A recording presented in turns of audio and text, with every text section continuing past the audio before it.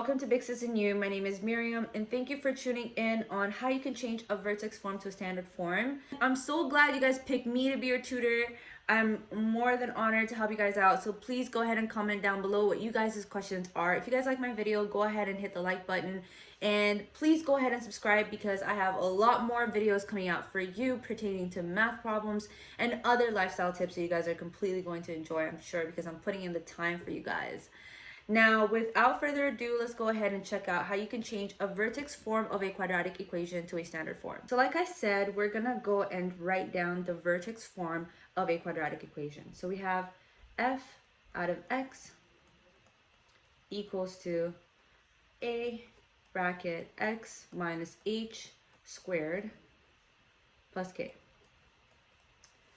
All right, so A will tell us whether the parabola is going to be facing upwards or downwards. All right, and H represents the X part of the vertex. And I'll explain what that means in just a minute. And K right here represents the Y part of the vertex. Okay, and to elaborate this more, what I'm gonna do is I'm gonna go ahead and draw a nice line right here. Wow, this is not a bad line compared to my usual lines. Maybe because I'm being a little bit more patient, as I always should. Okay, that went by a little bit extra, but we won't mind it. So I'm gonna go ahead and use, let me go ahead and use this right here. Your parabola will look a little bit nicer than this, but I'm gonna say this point right here is 3. And this point right here is 4, okay? So that means the vertex is 3, 4.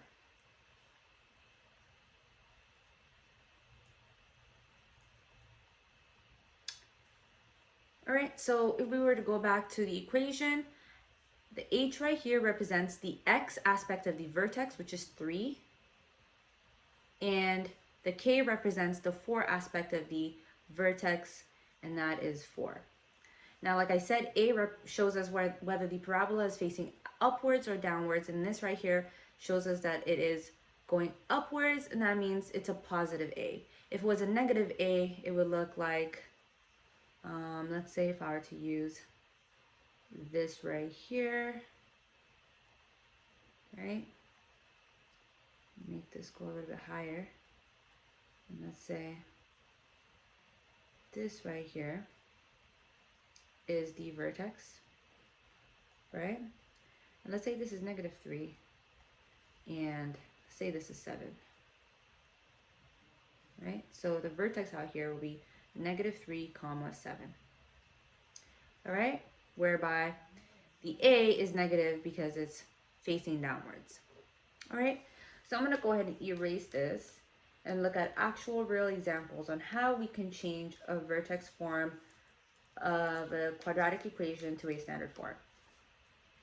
All right, so I'm gonna go ahead and start with my first example. I have f out of x equals to 2 bracket x minus 3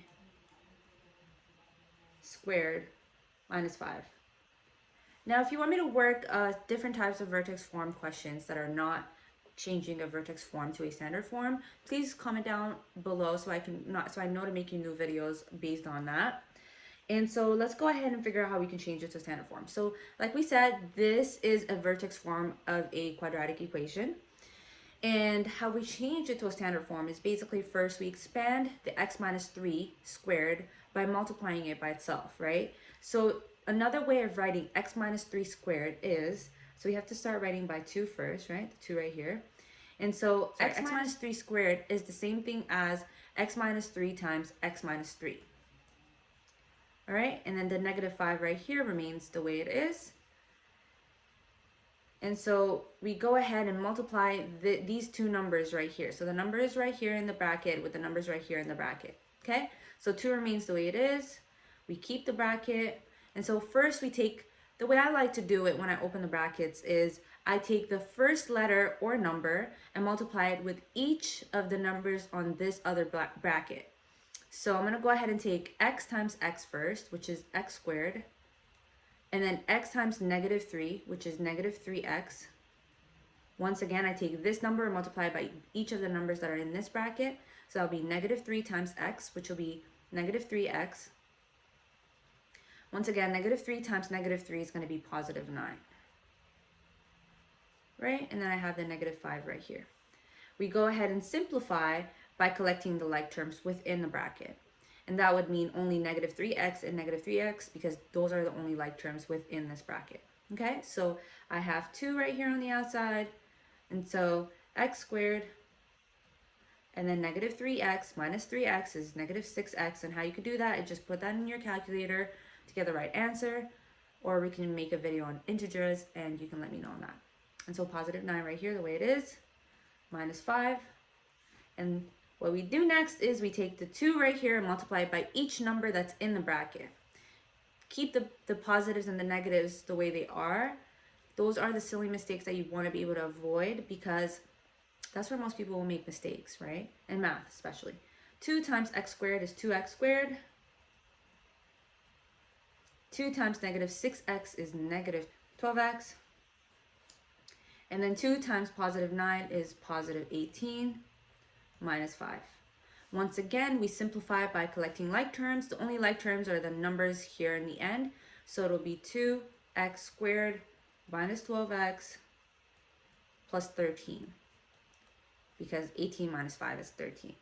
If you guys are bothered by me looking at the screen a whole lot, let me know, because I want to be able to look at you guys too, so that we can have this human connection. You feel me?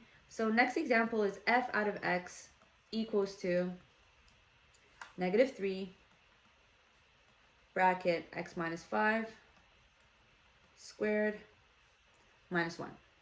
But so we go ahead and do the same procedure that we used earlier. And that is negative 3. So we write it the way it is. And then we take x minus 5 and multiply it by itself. That'll be x minus 5 times x minus 5 minus 1. That's me making eye contact right there. All right, so negative 3. So once again, I take this number and multiply by each of the numbers that are in the bracket. X times x is x squared. And then x times negative 5 is negative 5x. Negative 5 times x is negative 5x again. And negative 5 times negative 5 is positive 25, right? Minus 1. Once again, we go ahead and collect like terms within the bracket, which are just the negative 5x and then the negative 5x in between. So it'll just be x squared minus 10x plus 25 bracket negative 1. Okay? And so once more, we take negative 3 and multiply by each of the numbers that are within the bracket. So negative 3 times x squared is negative 3x squared. And negative 3 times negative 10x is positive 30x. Negative 3 times positive 25 is negative 75 minus 1. And so that'll be negative 3x squared plus 30x minus 76, right? Because negative 75 minus 1 equals to negative 76. And finally, we're going to take a look at a third example. F out of x equals to negative bracket x plus 1 squared plus 6. Now, the negative sign right in front of here means negative 1, right? Even though there's no number, we assume, well, it's technically 1 if there's no number, right? So negative, so once again, we take x plus 1 and multiply by itself. So x plus 1 times x plus 1 plus 6 equals to, so negative x times x is x squared, and x times 1 is x, and 1 times x is x, and finally 1 times 1 is just 1 plus 6.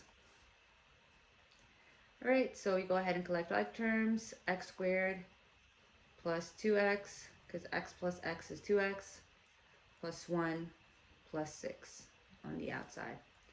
So all we have to do is take the negative sign here and multiply it by each of the numbers that are within the bracket.